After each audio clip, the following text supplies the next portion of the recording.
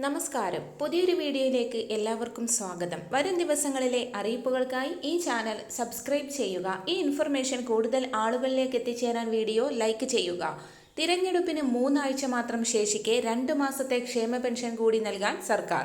ചൊവ്വാഴ്ച മുതൽ 3200 രൂപ വീതം വിതരണം ചെയ്തു തുടങ്ങും. റംസാൻ, വിഷു ആഘോഷങ്ങൾക്കനുബന്ധിച്ച് വിതരണം പൂർത്തിയാക്കാനാണ് ശ്രമം. തിരഞ്ഞെടുപ്പ് പ്രഖ്യാപിക്കുന്ന സമയത്ത് 7 മാസത്തെ കുടിശ്ശികയായിരുന്നു ഉണ്ടായിരുന്നത്.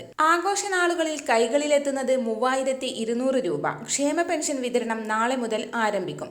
62 ലക്ഷം ഗുണഭോക്താക്കളിൽ മസ്റ്ററിംഗ് നടത്തിയ മുഴുവൻ പേർക്കും തുക എത്തിച്ചേരും. കേന്ദ്ര സർക്കാർ കേരളത്തോട് കാണിക്കുന്ന അവഗണനയ്ക്കെതിരെ കേരളം കോടതി നടപടികളിലേക്ക് കടന്നതോടെയാണ് അർഹമായ വിഹിതത്തിൽ നിന്ന് പണം നൽകാൻ കേന്ദ്രം തയ്യാറായത്.